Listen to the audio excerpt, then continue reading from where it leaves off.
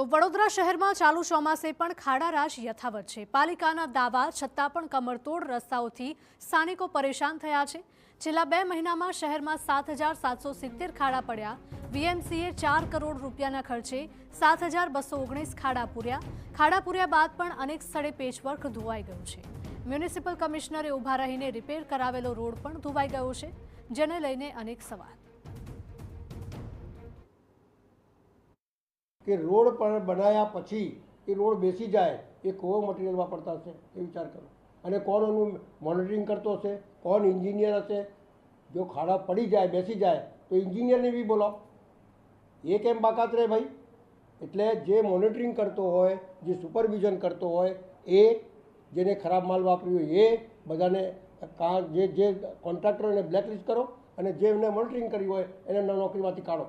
1 જૂનથી અત્યાર સુધીમાં લગભગ 7,700 જેટલા ખાડાનું પડ્યા છે કે જે સર્વેમાં આવેલા છે।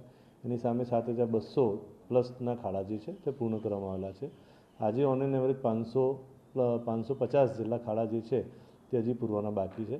વડોદરા મહાનગરપાલિકાના પોતાના આટલા હોટમિક્સ પ્લાન્ટ દ્વારા 19 વોર્ડમાં પેચવર્ક માટેનું બિટ્યુમિન મટીરિયલ સપ્લાય કરવામાં આવે છે। સાથે સાથે જે પ્રાઇવેટ ઇજાદાર છે કે જેમને એઆરસી ટેન્ડર્સ આપેલા છે તેઓ તરફથી પણ આ કામગીરી શરૂ કરવામાં આવેલી છે।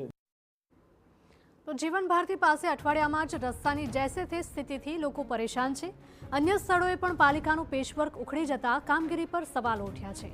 કમિશનર અરુણ બાબુની કડકાઈ છતાં પણ ખાડા પૂરવામાં વેઠ સામે આવે છે। કોન્ટ્રાક્ટરો અધિકારીઓ સામે એક્શન લેવાની વિપક્ષે માંગ કરી। વડોદરા મહાનગરપાલિકાના અધિકારીઓ દ્વારા 10 દિવસ પહેલા ખાડાઓનો સર્વે કરી અને ખાડાઓ પૂરવાની કામગીરી કરવામાં આવી।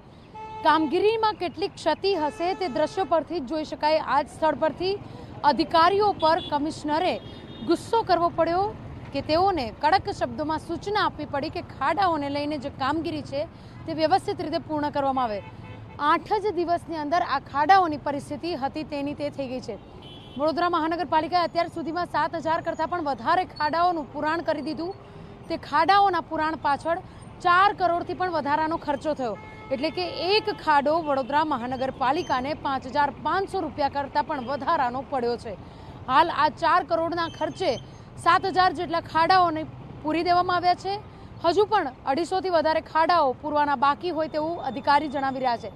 પરંતુ જે ખાડાઓનું પુરાણ કરી દીધું, જે ખાડાઓ ફરીથી પડી ગયા, તેને લઈને કયા પ્રકારનું આયોજન છે તેને લઈને કોઈ પણ પ્રકારની ચોક્કસથી સ્પષ્ટતા કરવામાં આવી નથી, જેને લઈને કામગીરી પર અનેક સવાલો ઊભા થઈ રહ્યા છે। કારણ કે વરસાદનો સમય છે, પાણી પડતાની સાથે જ વરસાદના જોરના કારણે ખાડાઓ ફરી યથાવત થઈ જાય છે, જેના કારણે વાહન ચાલકોને મુશ્કેલીમાં મુકાવવાનો વારો પડે છે।